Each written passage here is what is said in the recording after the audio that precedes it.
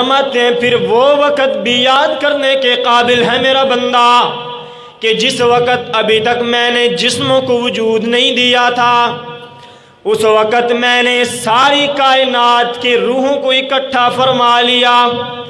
جلال الدین سیوطی رحمت اللہ علیہ تفسیر جلالین میں فرماتے ہیں،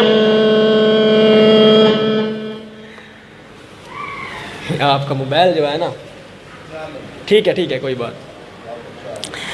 جلال الدین میری طرف سے توجہ کریں، جلال الدین سیوطی رحمت اللہ علیہ تفسیر جلالین میں فرماتے ہیں کہ رب العالمین نے حضرت آدم کی پیٹھ مبارک پر یوں ہاتھ پھیرا نا تو پوری کی پوری کائنات کے لوگ یوں چیونٹیوں کی طرح رینگنے لگے۔ حضرت عیسیٰ کی روح، حضرت موسیٰ کی روح، حضرت ابراہیم کی روح، حضرت موسیٰ کلیم اللہ کی روح، ہمارے پیغمبر آمنہ کے لال محمد الرسول اللہ کی روح بھی اللہ کے سامنے عاجزیاں کرنے لگ گئی۔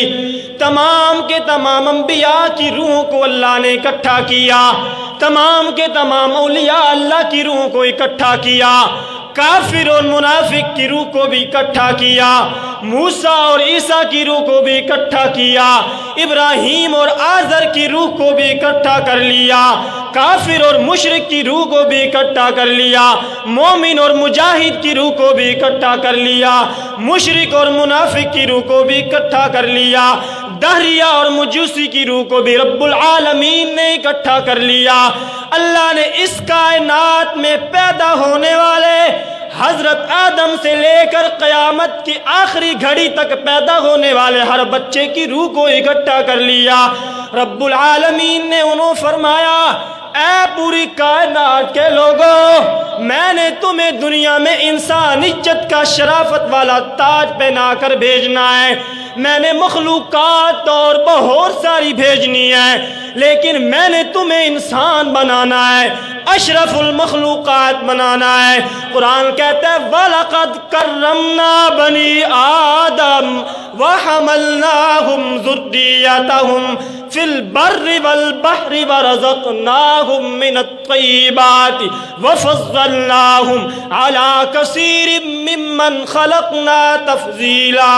قرآن کہتے ہیں ہم نے انسان کو پوری کائنات کی مخلوقات پر فضیلت عطا فرمائی ہے، کیونکہ انسان اللہ کی قدرت کا شاہکار ہے۔ اللہ کی قدرت کا، کیونکہ انسان اللہ کی قدرت کا شاہکار ہے، اللہ کی قدرت کی یہ دلیل ہے، اس لیے ہم نے انسان کو پوری کائنات پر فضیلت عطا فرمائی ہے۔ اس کی شان جو ہم نے رکھی ہے باقی کائنات میں کسی مخلوق کی یہ شان نہیں رکھی ہے۔ قرآن کہتا ہے وَلَقَدْ خَلَقْنَا الْإِنسَانَ مِنْ سُلَالَةٍ مِّنْ طِينٍ ثُمَّ جَعَلْنَاهُ نُطْفَةً فِي قَرَارٍ مَّكِينٍ۔ قرآن کہتا ہے انسان تو نے کبھی غور بھی نہیں کیا ہم نے تجھے کس طرح پیدا کر دیا۔ قرآن کہتا ہے فَلْيَنْظُرِ الْإِنسَانُ مِمَّا خُلِقَ مِن مَّاءٍ دَافِقٍ۔ قرآن کہتا ہے ہم نے دو پانیوں کو اکٹھا کر لیا، ایک کو باپ کی پیٹھ والی ہڈیوں میں سے نکالا، دوسرے کو ماں کی سینے والی ہڈیوں میں سے نکالا۔ ان دو پانیوں کو ہم نے ماں کے رحم کے اندر ٹھہرا کر یہ پانی ٹھہرنے والا نہیں تھا، اس کو ہم نے اپنی قدرت کے ساتھ ٹھہرایا، پھر ہم نے اس پر اپنی قدرت کی مشینیں چلائی۔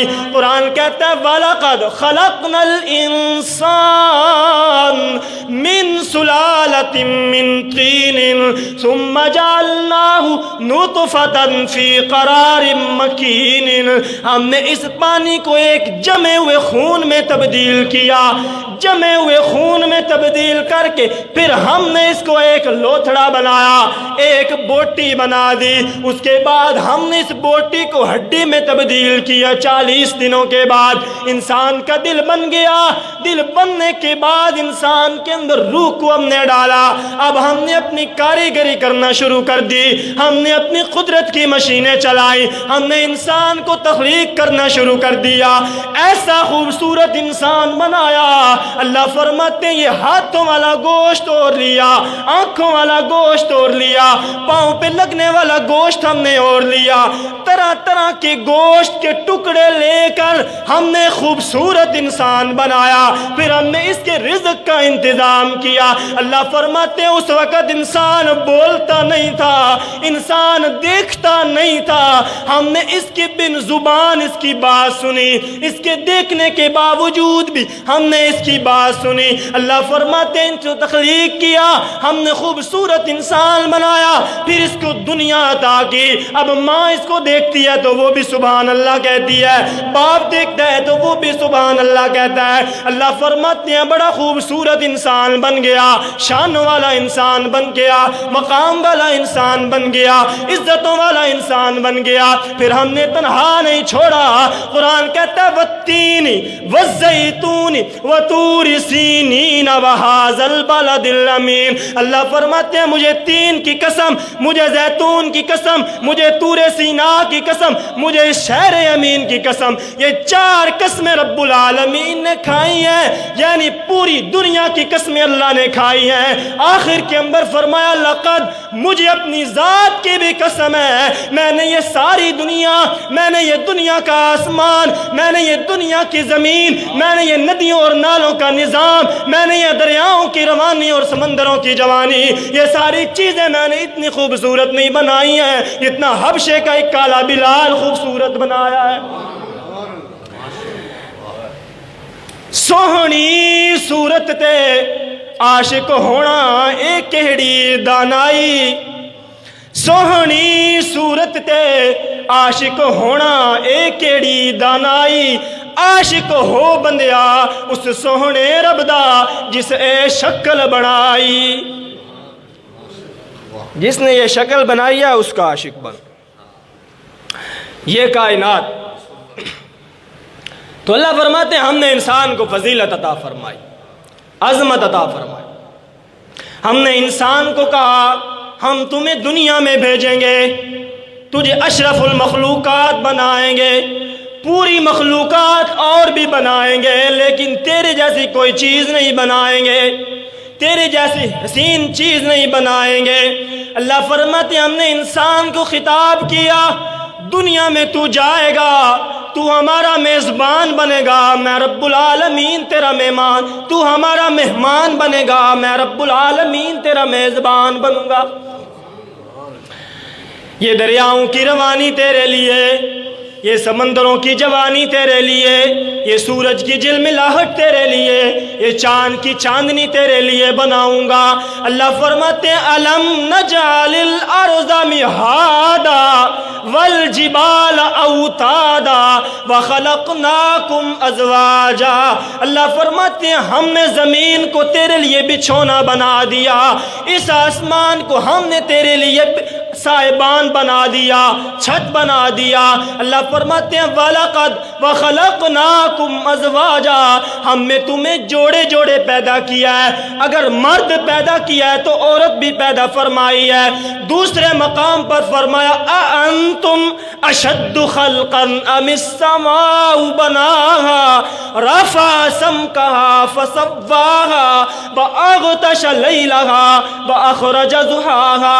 اللہ فرماتے ہیں تو یہ کہتا ہے کہ مرنے کے بعد زندہ نہیں کیا جائے گا، تو یہ کہتا ہے کہ مرنے کے بعد تو میرے سامنے پیش نہیں ہوگا۔ اللہ فرماتے ہیں یا آسمان زیادہ مضبوط ہے پیدائش کے اعتبار سے یا تو زیادہ مضبوط ہے؟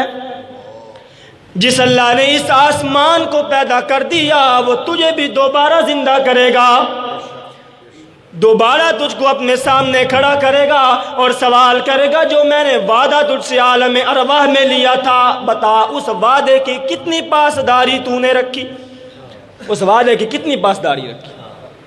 تو یہ وعدہ رب العالمین نے عالم ارواح کے اندر پورے کے پورے لوگوں سے لیا۔